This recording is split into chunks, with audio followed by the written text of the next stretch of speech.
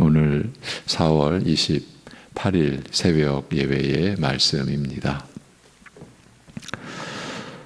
하루의 날이 지고 새 날이 또 밝혀지는 이 자체가 영원한 하나님의 작정과 약속을 반드시 이루시겠다는 증거로 이 세상을 펼치고 있다 말씀하신 우리 아버지 하나님, 오늘도 새로이 또 맞은 하나님께 허락받은 이 새 날이 우리에게 주어진 것이 영생 얻기로 작정된 자들에게 향하신 하나님의 그 택하심의 영원한 뜻이 이루어짐을 증거해 주는 하나님의 섭리를 주의 백성들이 오늘도 기억하고 깨닫고, 그래서 어떠한 상황에서도 주님께 모든 것 맡기고 또 주님께 소망을 두는 그날 오늘이 되게 인도하여 주시옵소서.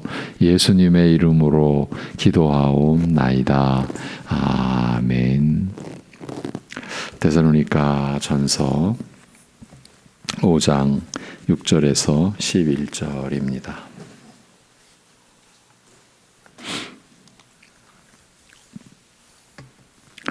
데살로니가 전서 5장 6절에서 11절.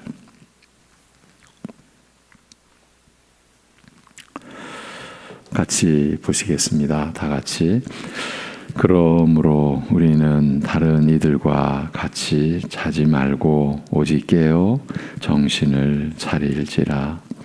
자는 자들은 밤에 자고 취하는 자들은 밤에 취하되 우리는 낮에 속하였으니 정신을 차리고 믿음과 사랑의 호심경을 붙이고 구원의 소망의 투구를 쓰자. 하나님이 우리를 세우심은 노하심에 이르게 하심이 아니요 오직 우리 주 예수 그리스도로 말미암아 구원을 받게 하심이라. 예수께서 우리를 위하여 죽으사 우리로 하여금 깨어 있든지 자든지 자기와 함께 살게 하려 하셨느니라. 그러므로 피차 권면하고 서로 덕을 세우기를 너희가 하는 것 같이 하라. 아멘. 지난 이틀 동안 쉽지 않은, 결코 간단치 않은, 그러면서 그리스도인이라 불리는 우리 신자들이 반드시 마음속에 품고 살아가야 할 신앙 고백, 곧 믿음의 내용을 살펴보았습니다. 이제 일상 속에서 늘 있다고 볼 수 있는, 어쩌면 하찮은 것이라고 치부할 수도 있는 어떤 일이 계기가 되어서 종말과 오늘, 영혼과 하루라는 표제를 어느 날부터 묵상을 구체적으로 하게 되었습니다. 이제 그러면서 요즘 새벽에 보고 있는 데살로니가 전서의 말씀이 바로 그 내용이었음을 또 확인할 수 있었던 거죠.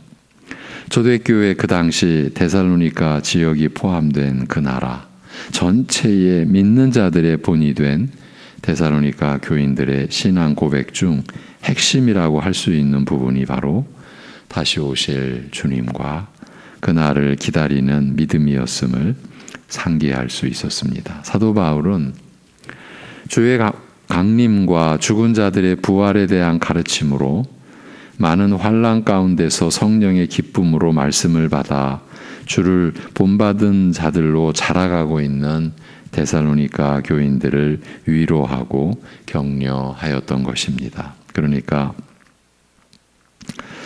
어느 날 제가 살아가면서 겪는 소소한 일로 종말과 오늘, 영혼과 하루라는 표제를 묵상케 된 것이 다름 아닌 말씀을 통해서 받은 은혜였다는 것이죠. 물론 이 또한 성령께서 역사하신 결과인 것이고요. 이렇게 성령 안에서 말씀이 역사하는 은혜로 이제 우리 신자들은 살아가는 것입니다. 오늘은 요점 부분만 다시 한번 짚어드리고 강조해 드리고자 합니다. 일단 우리도 현실에서의 일이 있고 행하고 이루어야 할 단계나 또 목표가 있습니다. 사람이 살면서 모든 일에 단계 또는 목표를 설정하지는 않습니다만 대개는 그렇다는 겁니다. 그리고 사람들은 자기가 살아가면서 맞이하는 그 현실의 일을 하고 또 이루기 위해서 자신이 할 수 있는 모든 역량을 동원하고 또 모든 일을 하기 마련입니다. 물론 사람에 따라서 일을 해가는 속도나 일을 이루는 경중의 차이는 있게 마련입니다. 똑같은 사람이 없기 때문입니다. 능력도 다르고 또 마음을 먹는 자세, 그 자세도 다릅니다. 목표가 크고 높은 사람도 있고 그렇지 못한 사람도 있습니다. 강한 사람도 있고 약한 사람도 있습니다. 끈질긴 사람도 있고 쉽게 포기하는 사람도 있습니다. 우리 신자들이라고 해서 예외는 아닙니다. 성품 면에서도 다르고 능력 면에서도 다릅니다. 이런 가운데서 각자가 살아갑니다. 일을 하면서 그 일을 이루어내고 결과를 내기 위해서 나름대로 애를 쓰며 살아갑니다. 이제 이 시점에서 우리 신자들의 얘기가 시작됩니다. 여기까지는 일반 사람들도 거의 다 같다라고 볼 수 있습니다만 이제부터 우리 신자들은 다른 얘기를 꺼내 들어야 합니다. 그러면 우리 신자들이 꺼내 들어야 하는 다른 얘기는 어떤 것입니까?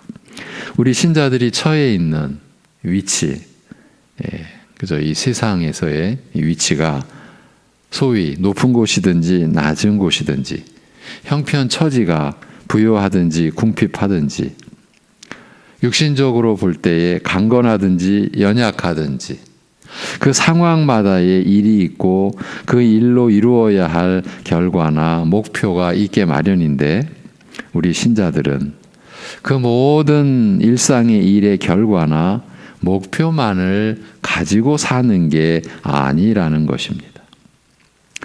그래서 그 현실에서 이루어야 할 일만을 생각하면서 그 일의 성공 실패로 인해서 마음이 가득해지거나 아니면 무너지듯이 되어서는 안 된다는 것입니다. 잘 되면 우리 마음은 기쁨이나 소망으로 가득해지지 않습니까? 그렇지만 실패하거나 뜻한 대로 잘 안 되면 상실감에 빠져 낙심하거나 급기야는 포기하는 심정으로 가라앉기도 하지 않습니까? 그러지 말라는 것입니다. 아니, 그럴 필요나 그럴 이유가 없다는 말입니다. 바로 이 말씀을 드리고자 했던 것입니다. 그러면 왜냐고요? 우리 신자들은 궁극적으로는 하나님의 나라와 그의 의를 구하며 사는 그런 사람들이 되었기 때문입니다.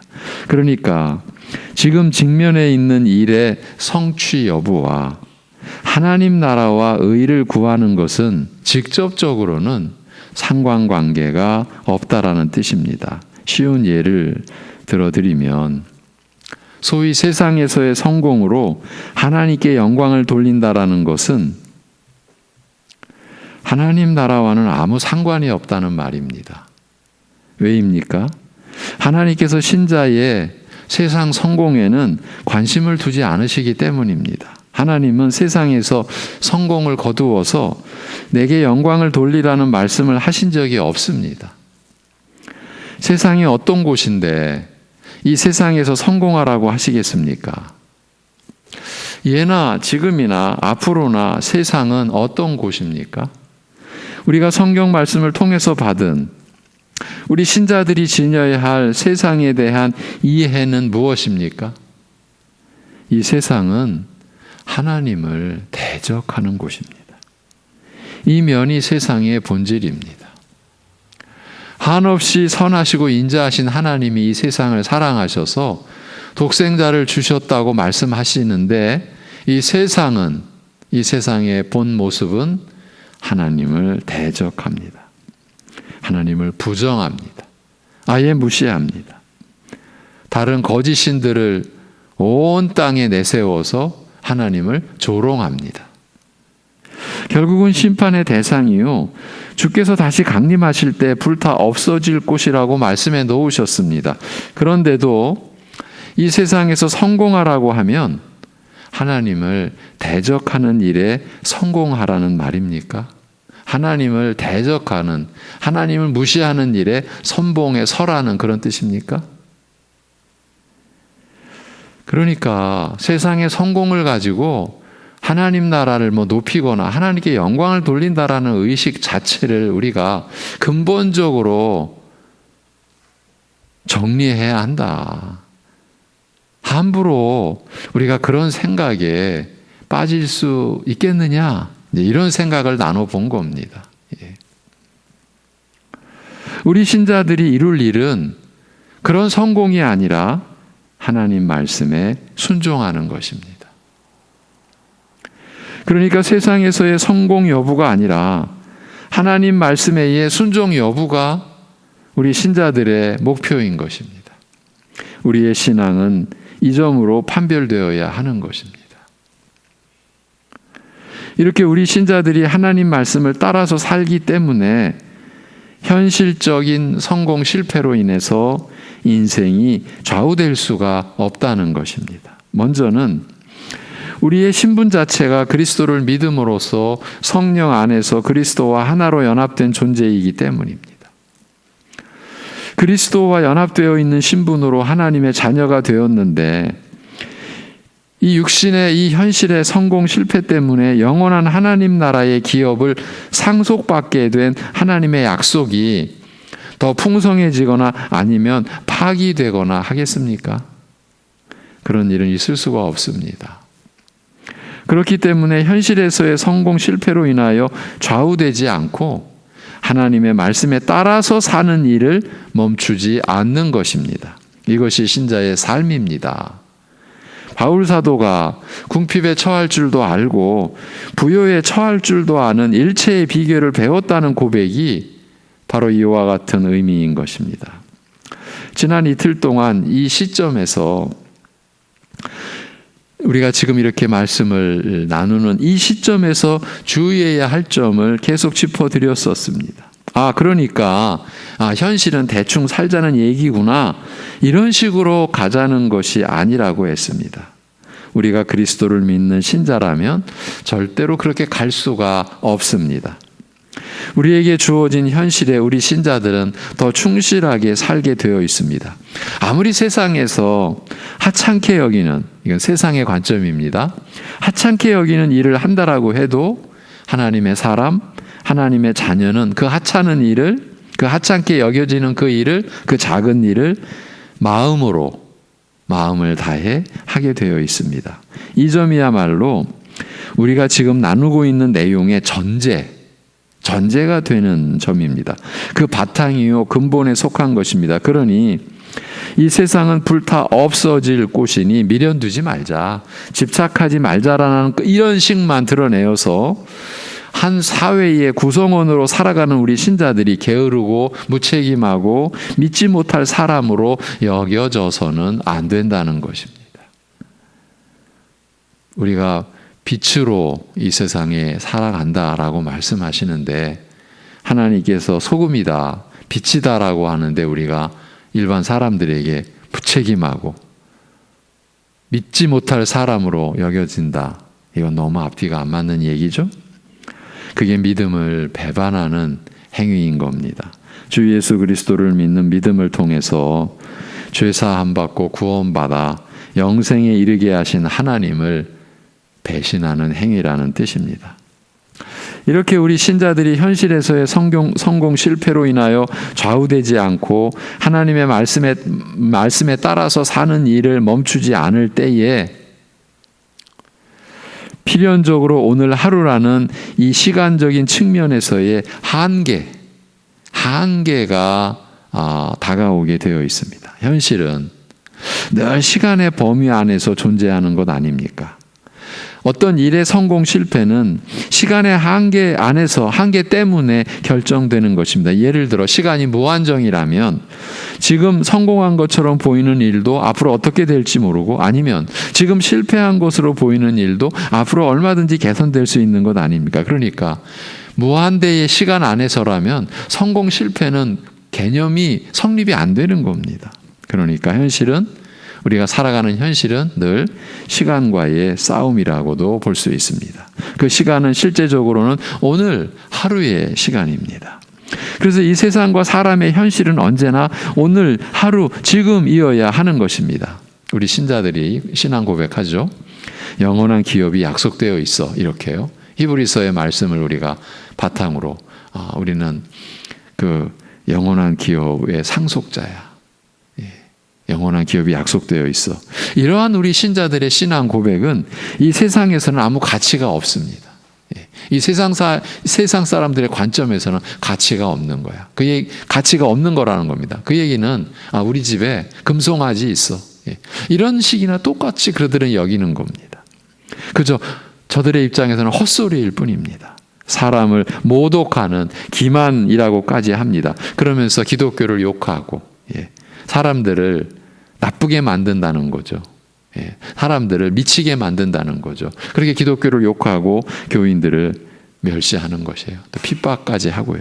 그렇지만 우리 신자들은 오늘 현실이라는 이 시간이 단지 지금의 시간으로 끝나는 것이 아니라 종말로 예수님께서 다시 오셔서 이제 성취하실 그 종말로 이어져 있다라는 사실을 알고 있습니다.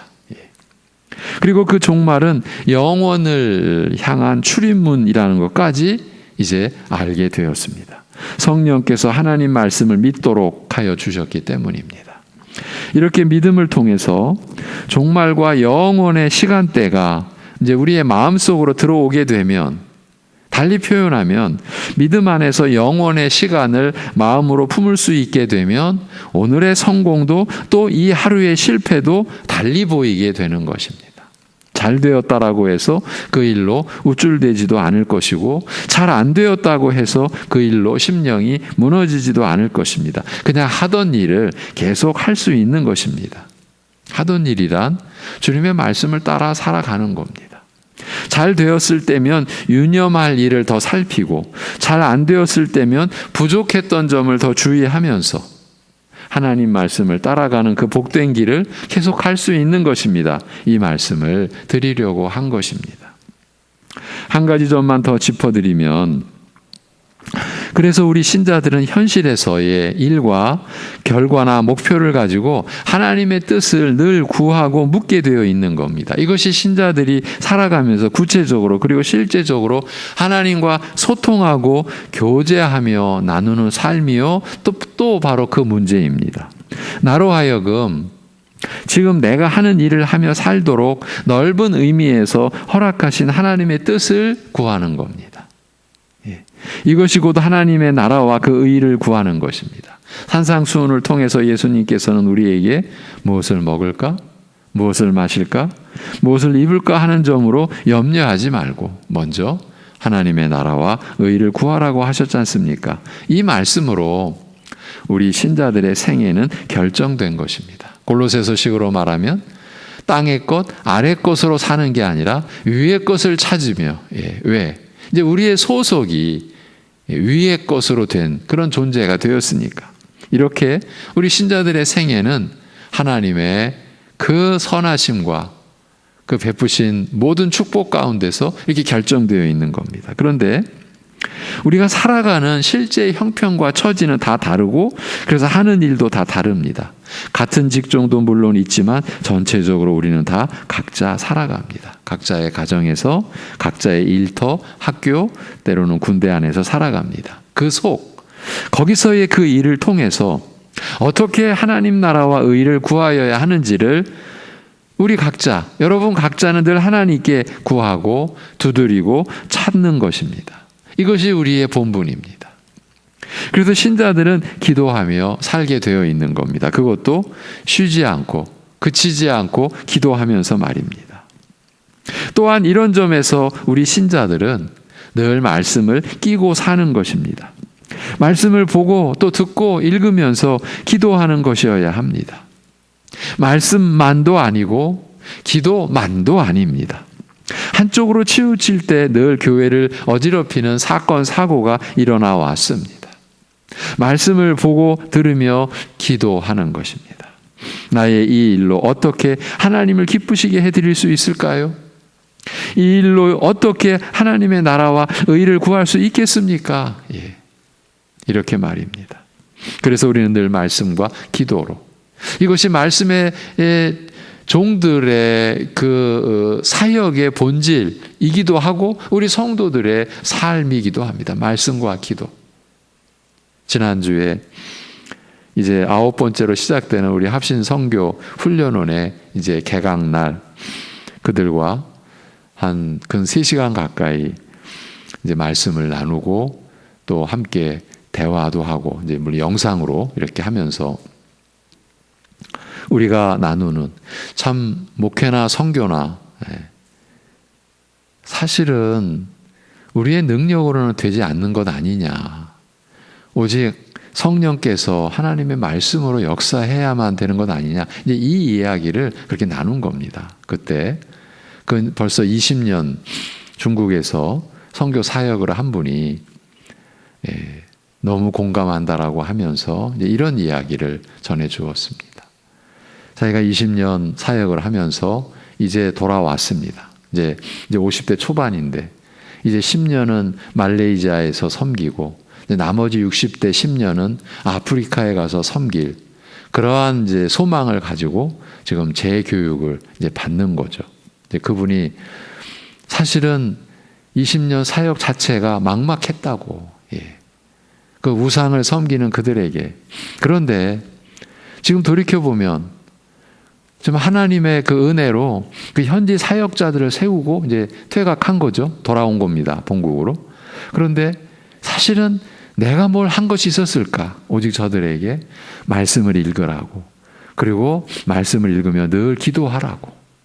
어쩌면 이렇게 전한 것뿐인 것 같다고 그분이 직접 그런 얘기를 하면서, 그런데 놀랍게도 그 말씀의 역사가 기도하는 심령 속에 나타나서 저들이 예수님을 영접하고 그리고 하나님의 나라를 위하여 헌신하는 사역자로 그렇게 자라가고, 그래서 그들을 제가 그날 듣기로는 10몇 분 되신다고 했어요.